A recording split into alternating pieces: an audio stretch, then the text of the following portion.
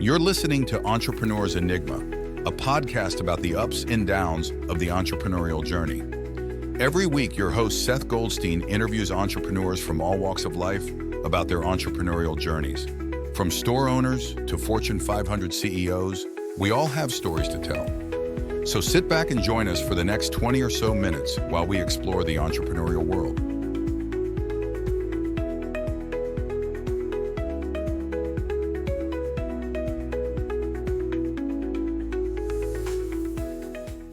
Hey, everybody. Welcome to another edition of the Entrepreneur's Enigma podcast. I am, as always, for the past 230-something episodes. I don't know how many episodes it's been right now.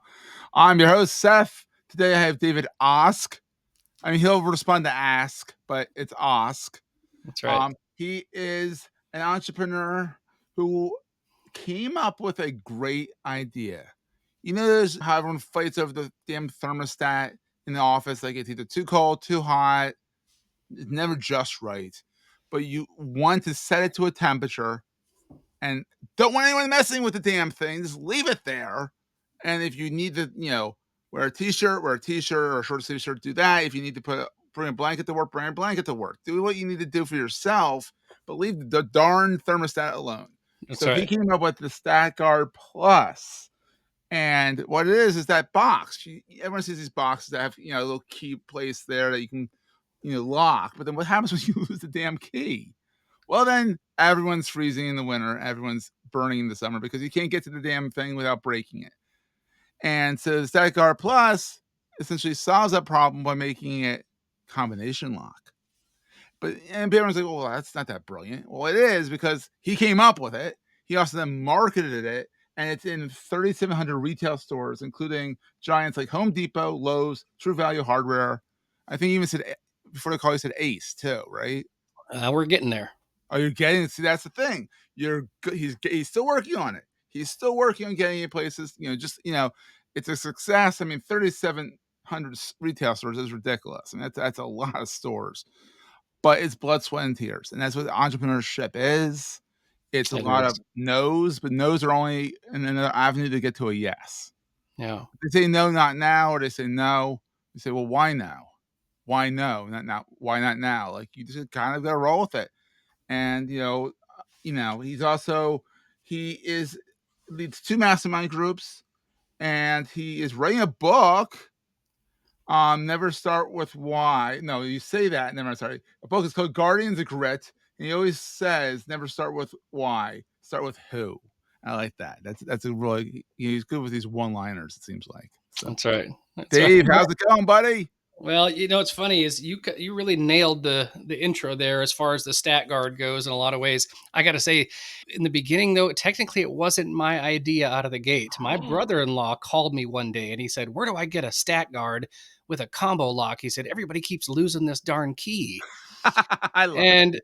We're going to take a quick break, hear from our sponsors, and get right back to the show. So anyway, technically at that point, he and I kind of went in together and developed it and so on. And then, it ended up being mine. But I'm grateful for an idea. And it's one of these 10-year overnight successes kind of a thing.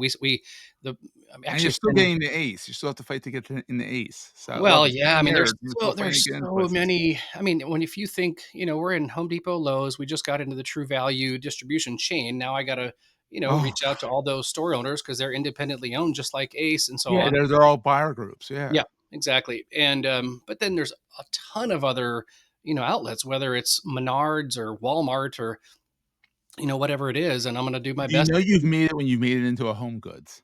Well, I tell you what, Home Goods, it's a great store. Well, it's true because Home Goods is like when you've sold too many. Yeah. It goes to Home Goods because that's like, we don't know where to put it. I never thought of that. That's fascinating. That's their whole mentality is that it's all overstock. It's stuff that like they didn't sell or they bought too much. They ship it off to the TJ Maxx brands and say, sell this for us. That's a really good point. Yeah, that's when you've made it. When people are like, we need this. Oh, we bought too much. Yeah. And you're like, well, I'm not taking it back. Go get the TJ Maxx. Yeah. Little tip there. So then you're also the mastermind of two. You're a master of two masterminds. Well, so I joined the Iron Sharpens Iron Mastermind about 6 years ago, and Aaron Walker, who started that, that mastermind, he's has asked me to lead two of the groups. So there's about Oh, wow. 150 men. Each group has got 10 guys in it, and I facilitate two of those groups, and it's been life changing. When I I love joined it. ISI, I'm working for a large telecom chain doing facilities management, Hence and where the stat guard kind of comes into there. exactly, Too busy screaming, "Stop changing the damn yeah. temperature." Well, we used them, I mean, in our call centers and in Yeah. every single store, and because people can't keep their hands off it, Yeah. whether it's employees or customers for that matter. And I know customers are funny when they go to a Walmart and they turn on the temperature, it's like, "What are you doing?" oh, I know. Well, we even had people steal the thermostats, like literally just rip them off the wall, and because some of those thermostats are really expensive, they're touch screens, all this fancy stuff, and You will rip the thermostats off the wall, that's oh, hilarious. it's nuts. And of course, we use stat guards, but again, nobody could keep up with that tiny key. So I Yeah, knew this was going to be, big. a better mousetrap situation, and I'm grateful that we found some outlets and some traction. It took a while, but I mean, It's literally, so simple. blood, sweat, You and think tears. It's hard work. it is, but it's such a simple solution, but it Yeah, took having the issue of where is that damn key right. to solve the problem. It's like, Yeah. "Oh, why has this not been done yet?" It's amazing, everyone thinks that every idea has been done. There's still stuff out there. Well, right. Yeah, and it's funny too. I am. It's people think, oh wow, David, you've got a product in these stores. You're such a great businessman, and I'm. Truth of the matter is I'm not. I'm a dreamer Yeah. who loves ideas. I'm a creative at Yeah, heart, and I'm a songwriter. I'm a recording artist. I mean, I do a bunch of different stuff. This yeah, is the way that I largely pay my bills. But you know, I do a lot of different things. I'm by yeah, definition like the consummate entrepreneur. yeah. I've done 7 concerts this year. Wow. Sung at places I had to sign non-disclosure Oh, agreements, symphony centers, all kinds of stuff. I mean, I live in Nashville, right? Music City. yeah, I so moved here for music. you kind of need to be, yeah. Yeah, and If you're at in the same Nashville, you're not time, a singer, then it's like, what's wrong? Like, yeah, you got to do something in music, or you're kind of a misfit here. But um, anyway, but I love being a creative at heart, and I'm grateful that I've been able to surround myself with people to help me, fill those gaps where you know, I've got some major areas of growth. love it. And you said your daughter, you have 2 kids, wonderful wife who Yeah. puts up with all your dreaming, but your so Oh your daughter is God. very much like you and, creative and all Yeah. that great She's stuff, a so she's a junior in high school, and let me just brag on Catherine. oh, So go she's brag, brag, actually brag all you want, yeah. she's a violinist, and let me tell you, I Let's don't tell say me. like a lot of kids, a lot of parents will say, "Oh, my child plays the violin." My daughter is actually first chair at Vanderbilt Children's Holy Orchestra. moly, as a junior in high school. Yeah, so she's the Vanderbilt has 3 children's orchestras, and you've got the Philharmonic, the Rep, and the Curb, and she's in the highest level, and she's first chair. And she was Ooh, first chair in mid-state, first chair all-state. Like when I say Kate is a she's wonderful good, yeah. violinist, I mean she has. I can't say the place here, by the way, because they made me sign an NDA. But I Oh, got to do a concert at a really famous golf course. I'll just leave it at that. oh. And my daughter joined me at that golf course, and she did one song and got a standing ovation. Oh, Yeah, bravo. Proud yeah. papa, and So you're like, "How do I beat that?" it's Junior, pretty oh, cool. that's So awesome, and proud papa, anyway, that's awesome. And yeah, yeah, your son's in Tennessee Tech, he's a workhorse. We talked yeah. about briefly, he had this big, locks, and you just gave him a crew cut, and he's like, "Oh, He's no."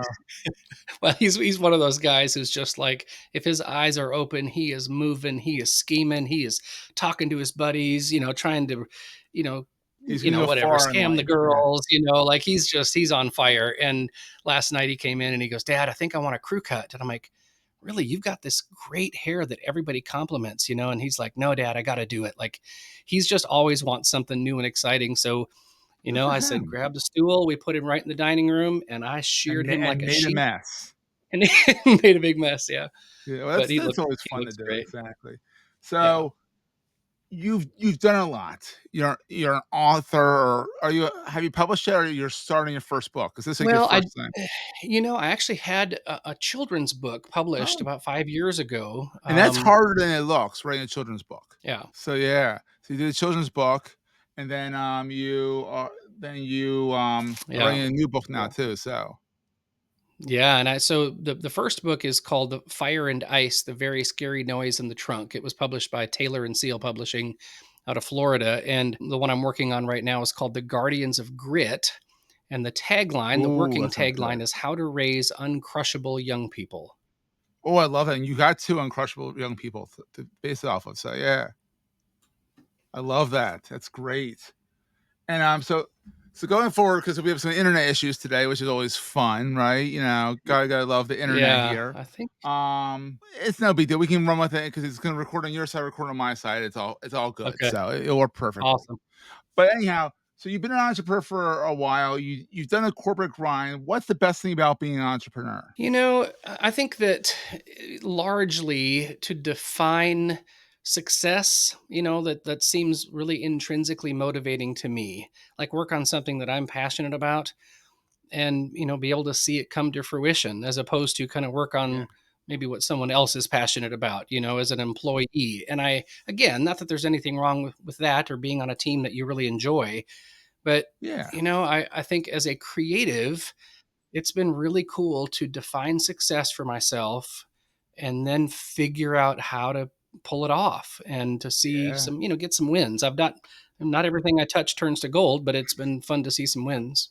Yeah, and then when the ones that don't, you fail fast and you move on. Exactly. That's the whole key. So what keeps you up at Yeah. night besides worrying about your Yeah. kids Keeps me up at night. I and the think heat? it's funny. I work well, yeah, really. I work really closely with Dr. Andy Garrett. He's a clinical Mhm. psychologist and a friend of mine who's helping me with the Guardians of Grit book. And he talked to me one time, about just the general paradigm of uncertainty.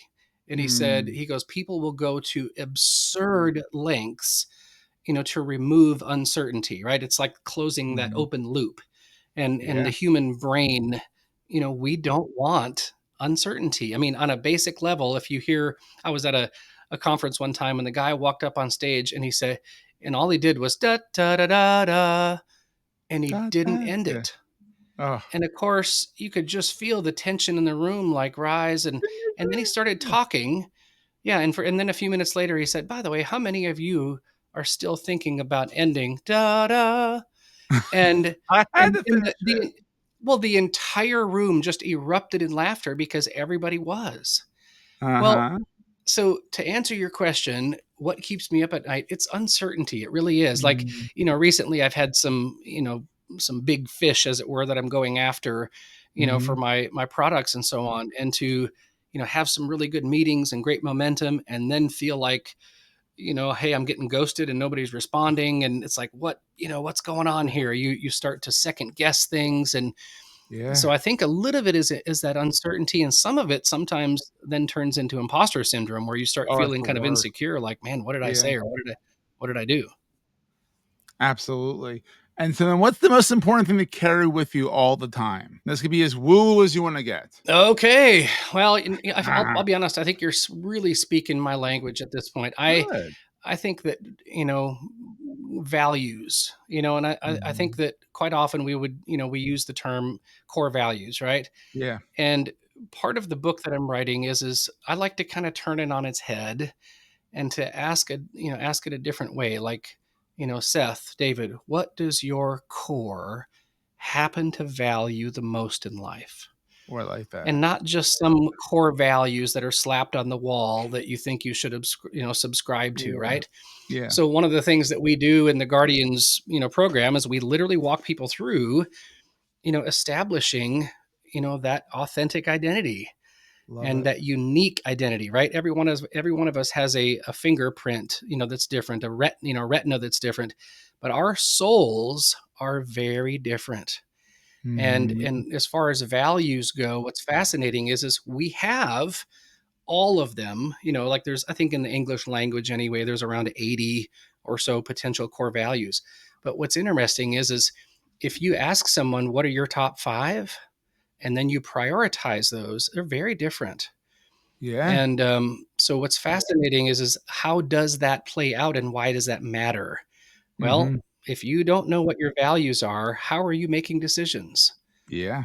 Typically it's based, with people pleasing or fear or shame, these extrinsic kind of things, as opposed to I know exactly who I am. Here's the matrix at which I'm making decisions for my life, for my family. And if it's not this, it's not me. Oh And yeah. Absolutely. I think it's really foundational to a good life. Absolutely. That's probably by far the best answer in 230 plus episodes for that question. So thank you. I knew you were going to come up with a good one though. I had a Oh, good thanks.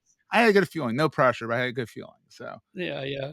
So so David, where's the best place for people to connect with you online? Is it LinkedIn? Is it davidask.com, which is davidask.com, but davidask.com? That's right. You know what? Wherever is easy. I mean, I'm on all the Super handles easy. as it were, but Yeah. LinkedIn's fine, or my website or Instagram or Facebook, whatever that is. I and Yeah. I you know I like to always tell people, if there's something that I can do for you, whether it's professional or personal, I don't care what it is, right? Reach Mhm. out and I will do my best. Love it. That's key because givers gain. You give, you give, you give, you give, and then if you need something in the future, you've given so much, you can ask for something. I love it. Yeah. Yeah. Well, Good David, word. thank you so much for coming on. I know this is a quick episode, but they're all quick because I like to get them into a moderately spaced commute for people to get to their office, and then it's Yeah. done. I love keeping it to around 16 minutes and make it so it's nice. They can walk into their office, they can walk into the home at the end of the day, and they have some good knowledge in their brain. And that's what I love. So, and we'll That's see great. everyone next week. Well, thanks for having me. It's been a pleasure. It's been awesome. That was a great show. If you're enjoying Entrepreneur's Enigma, please consider giving us a review in the podcast directory of your choice. Every review helps us reach new listeners. If you like Entrepreneur's Enigma, consider the other shows on the Marketing Podcast Network at marketingpodcast.net.